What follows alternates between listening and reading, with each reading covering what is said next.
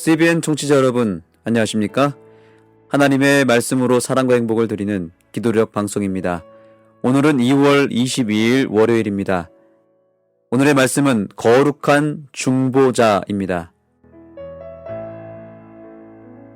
모세가 그들에게 말하기를 마치고 수건으로 자기 얼굴을 가렸더라. 출애굽기 34장 33절. 찬미 469장, 세상 부귀 영화를 나는 원치 않고, 이 찬미를 함께 들으시고 말씀을 나누겠습니다.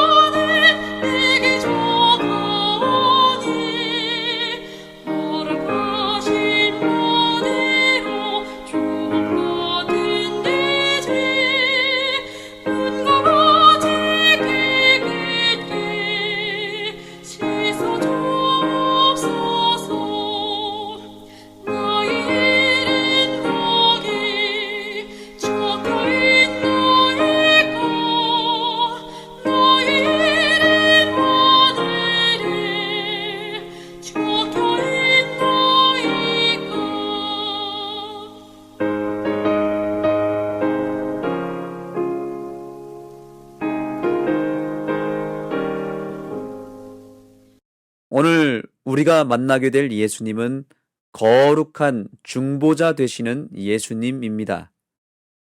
모세가 시내산에서 40일 동안 음식을 먹지 않은 채로 하나님과 대면하는 장면이 나오는데, 그가 시내산에서 내려왔을 때 그의 얼굴은 하나님의 영광의 빛으로 환하게 빛나고 있었고, 사람들은 너무 눈부셔서 모세의 얼굴을 제대로 쳐다볼 수 없었다고 합니다. 사실 모세는 평상시에 시내산에 여러 번 올라가서 이렇게 하나님과 대면을 하는 일을 자주 하였습니다. 그러나 평상시에는 그의 얼굴에 광채가 나지 않았습니다. 그런데 마지막으로 시내산에 다녀온 모세에게 하나님의 광채가 빛났습니다. 도대체 그 이유가 무엇일까요? 오늘 기도록에서 그 힌트를 찾을 수 있습니다. 모세는 40일간 산에 머물렀고 이 기간 내내 첫 번째와 같이 기적적으로 생명을 보존했습니다. 아무도 모세와 함께 산에 오르거나 모세가 떠나 있는 동안 산에 접근하도록 허락받지 못했습니다. 모세는 하나님의 명령에 따라 석판 둘을 준비하여 산꼭대기로 올라갔습니다. 그리고 여호와께서는 다시 언약의 말씀 곧 십계명을 그 판들에 기록하셨습니다. 그 긴 기간에 하나님과 교통하면서 모세의 얼굴은 하나님의 임재에서 비롯한 빛을 반사했습니다. 자신은 정작 의식하지 못했지만 모세가 산에서 내려왔을 때 그의 얼굴은 눈부시게 빛났습니다. 스데반이 재판장 앞에 섰을 때도 그와 같은 빛이 얼굴에 비추었고, 공회 중에 앉은 사람들이 다 스데반을 주목하여 보니 그 얼굴이 천사의 얼굴과 같았습니다. 백성은 물론 아론도 모세를 피하며 그에게 가까이 하기를 두려워하였습니다. 그들이 당황하고 두려워한 모습을 보면서도 모세는 그 이유를 몰랐고 그들에게 가까이 오라고 재촉했습니다.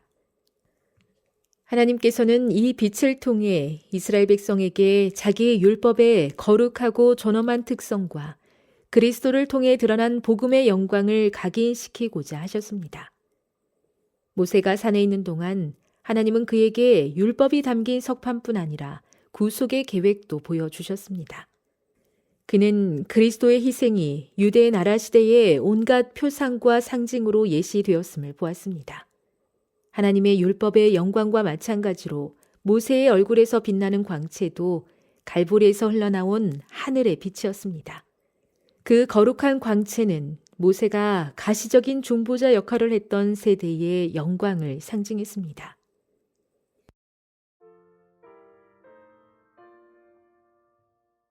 모세의 얼굴에 빛이 났는데 그것은 어떤 빛이었다고 말하고 있습니까?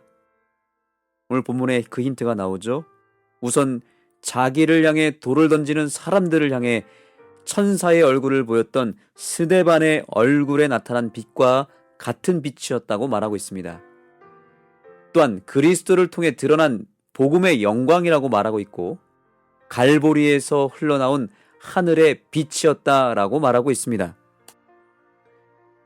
모세의 얼굴에 비친 광채는 결론적으로 십자가의 빛을 상징했던 것입니다. 그런데 하필 왜 이때 모세의 얼굴에 십자가의 빛이 나타났을까요? 이 사건 이전에 이스라엘 백성들은 하나님 앞에 크게 타락합니다. 그것은 하나님 대신 그들이 금송아지를 만들고 금송아지에 절을 하며 섬겼던 것입니다. 모세가 잠시 자리를 비운 사이에 이스라엘 백성들이 한순간에 우상 숭배자가 되어버린 것입니다. 그때 하나님은 이스라엘 백성들을 멸하시려고 했습니다.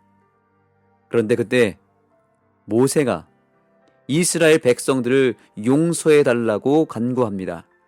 그들을 용서하고 구원해 주지 않으신다면 차라리 자기의 이름을 하늘의 생명책에서 지워달라며 눈물로 탄원합니다.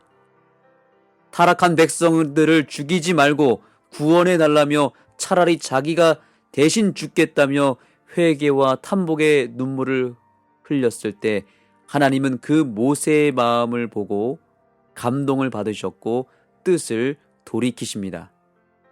그리고 그를 다시 시내산에 불러서 깨어진 언약을 다시 새롭게 세우십니다. 백성들의 구원을 목숨보다 소중히 여기며 진정으로 사랑하는 이 모세의 마음을 하나님은 기뻐 받으셨고 그 얼굴에 하나님의 영광, 바로 십자가의 빛을 허락해 주셨던 것입니다. 이 중보자 모세가 바로 타락한 인류를 구원해 달라며 하늘 아버지께 탄원하시는 아들 예수 그리스도를 상징하고 있습니다.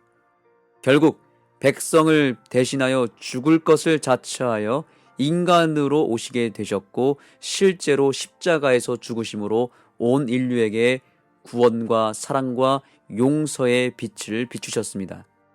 그 갈바리 십자가의 빛이 모세의 얼굴을 통해 미리 보여지게 된 것입니다. 청취자 여러분, 모세처럼 나에게도 영혼들의 구원을 위해 흘려줄 수 있는 눈물이 있습니까? 사랑하는 내 영혼들이 구원받지 못한다면 차라리 나의 이름을 생명책에서 지워달라는 그 믿음의 간구를 주님께 올릴 수 있겠습니까? 그러한 심정으로 우리가 세상을 바라보고 영혼들을 생각할 수만 있다면 우리의 얼굴도 모세 못지않게 환한 밝은 빛을 발하게 될 것입니다. 모세는 그리스도의 표상이었습니다. 이스라엘 민족의 중보자가 그 영광을 견디지 못하는 백성을 위해 자기의 얼굴을 가렸듯이 거룩한 중보자이신 그리스도께서도 세상에 오실 때 자신의 신성을 인성으로 가리셨습니다. 만일 그리스도께서 하늘의 영광을 입고 오셨다면 죄 아래에 있는 인류에게 접근할 방도가 없었을 것입니다. 그들은 그 임재의 영광을 견뎌내지 못했을 것입니다. 따라서 그분은 인류에게 다가가 그들을 구원하기 위해 자신을 낮추어 죄 있는 육신의 모양이 되신 것입니다. 기도하겠습니다. 아버지 하나님, 모세의 중보가 아니었더라면 이스라엘 백성들은 다 멸망을 당했을 것입니다. 오늘날 우리도 예수님의 중보와 십자가가 아니면 우리의 인생도 이 땅에서 멸망할 수밖에 없는 운명임을 고백합니다. 오늘 이 아침 주님은 여전히 우리의 구원을 놓고 아버지 하나님께 중보하시고 당신의 피를 보이시며 우리를 꼭 살려달라고 처절하게 눈물로 간구하시는 예수님의 얼굴을 바라보게 하여 주시고 우리가 구원의 빛 가운데로 나아갈 수 있도록 역사하여 주시옵소서. 예수님의 이름으로 기도합니다.